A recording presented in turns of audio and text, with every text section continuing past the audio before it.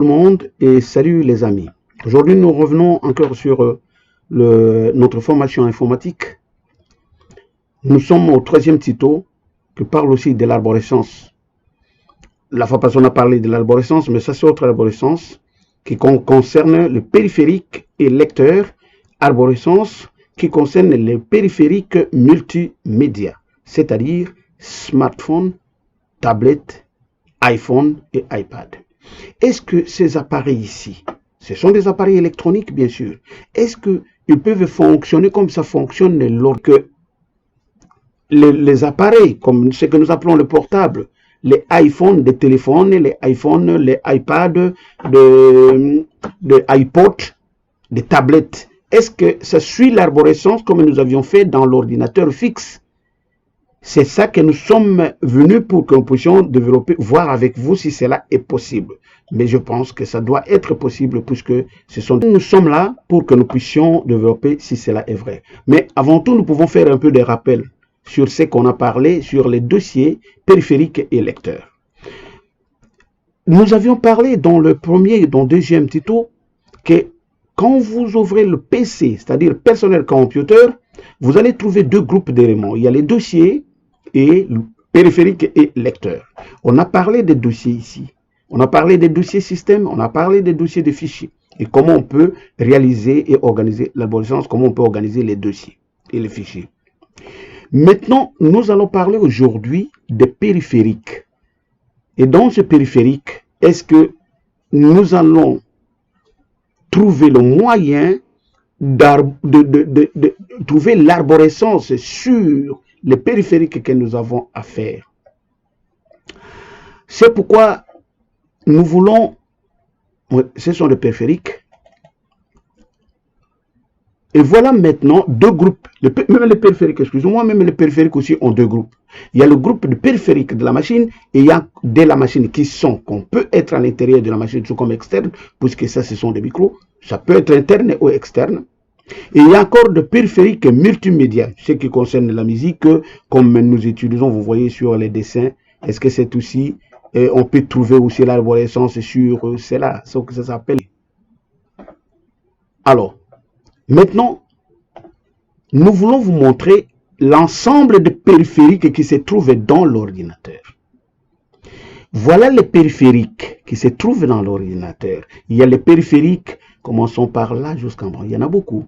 Et ces fiches ici, ces triangles, ça dit qu'il y a encore des sous-fichiers qui sont à l'intérieur. Quand vous ouvrez, vous en trouverez vraiment en grande quantité.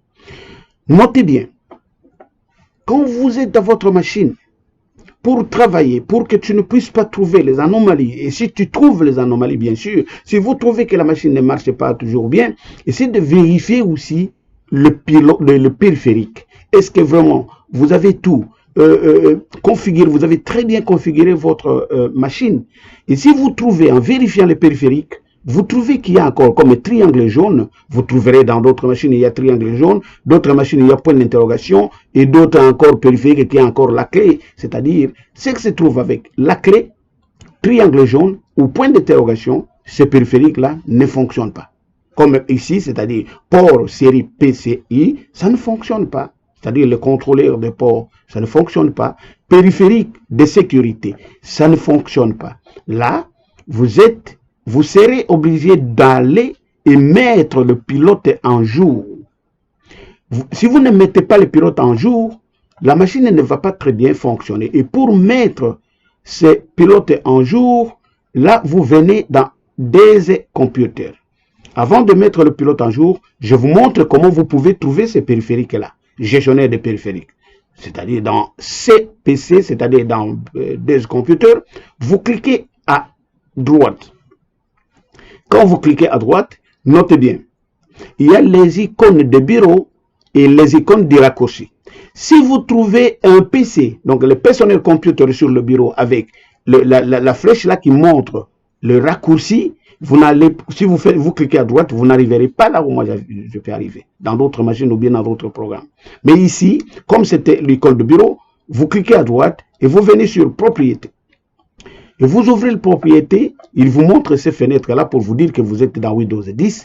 À gauche, vous avez gestionnaire de périphérique. Et cliquez gestionnaire de périphérique et vous trouverez tous les périphériques qui sont là. Ils sont là. Et vous le contrôleur que j'étais en train de vous montrer là-bas. Il y a ça aussi avec le bouton, le point d'interrogation jaune. Naturellement, point d'interrogation jaune, la clé jaune, c'est que c'est fait que ça ne fonctionne pas. Je ne sais pas encore s'il y a d'autres qui ont aussi ça dans cette machine. Je vois que tout est bien. La machine fonctionne normalement, sauf ça. Ça, c'est périphérique de sécurité. Ça ne marche pas bien. Là, je dois mettre en jour ce périphérique. Je viens cliquer ici. Quand je clique 2 fois, il m'ouvre un sous-fichier, c'est-à-dire le module de plateforme sécurité 2.0 que je dois encore cliquer et il m'ouvre cette fenêtre. Propriété de module de plateforme sécurité 2.0. Et dans ceci, vous avez les onglets général, pilote, détail, événements et ressources. Vous cliquez l'onglet pilote. Et dans cet onglet pilote, vous trouverez détail de pilote et mettre à jour le pilote. Et quand vous cliquez mettre à jour le pilote, ben, il vous donne la facilité, soit rechercher automatiquement le logiciel de pilote en jour, si vous en avez, on pouvait vous donner peut-être un CD-ROM où se trouvent les logiciels là-dedans, vous les mettez dans la machine et puis il va activer.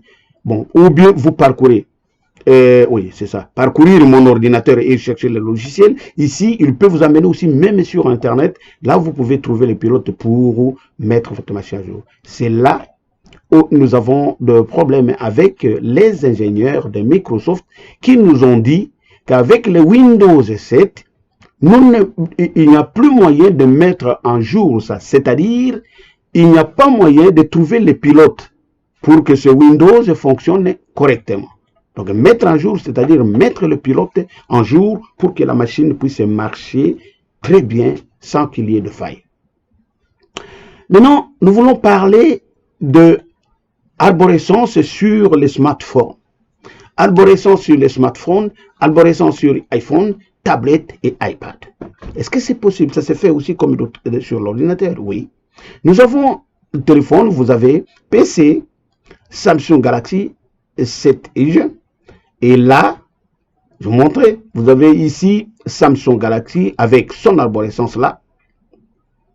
Ici encore, quand vous cliquez sur Samsung, il vous ouvre un sous-dossier ici.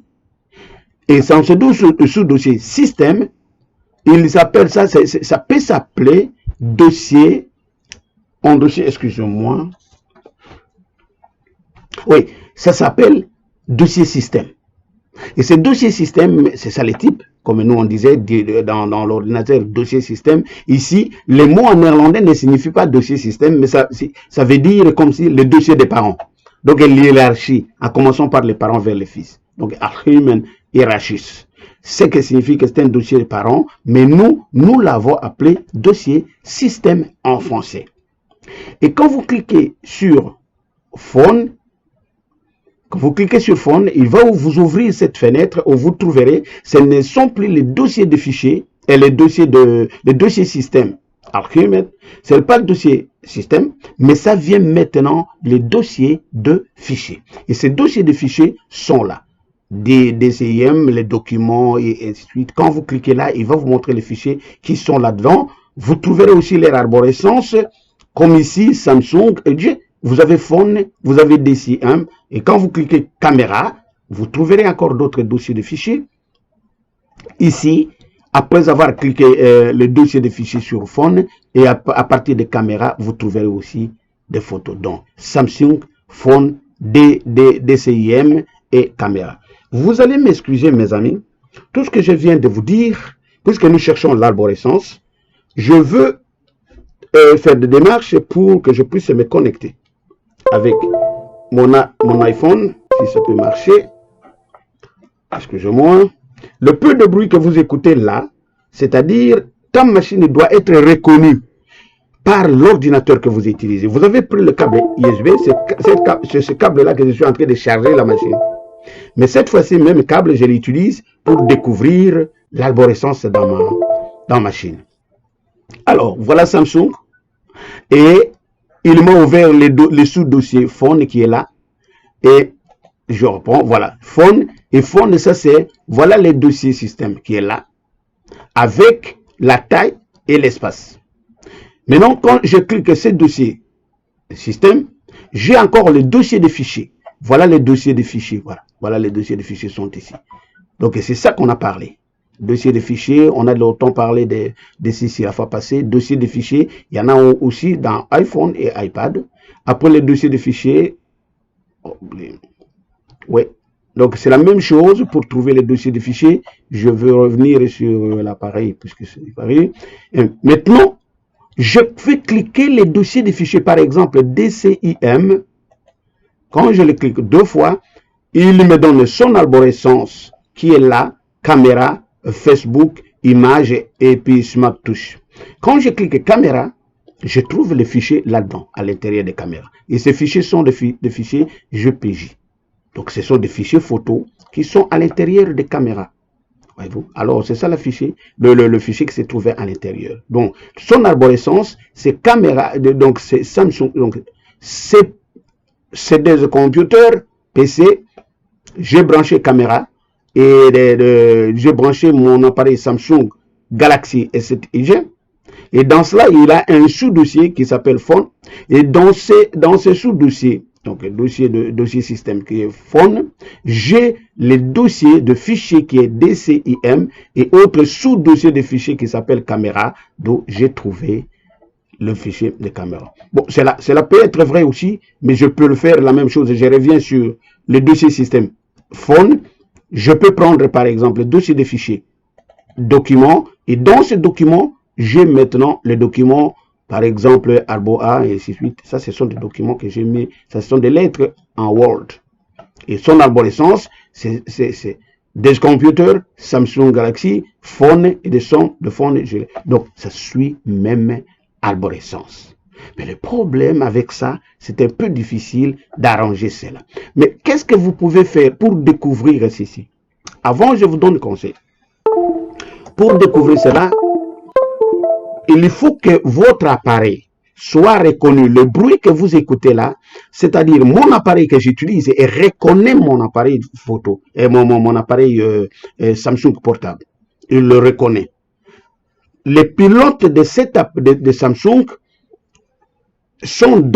rentrent dans le pilote de l'ordinateur et le pilote de machine dit il a reconnu que ton appareil est marqué. À la fin, laissez-moi débrancher l'appareil.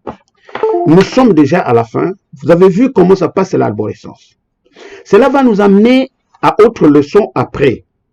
Puisqu'on a parlé des dossiers, on a parlé des périphériques et les lecteurs, on en parlera plus, mais ce sont toujours les mêmes lecteurs. Mais ce que j'ai oublié de vous montrer,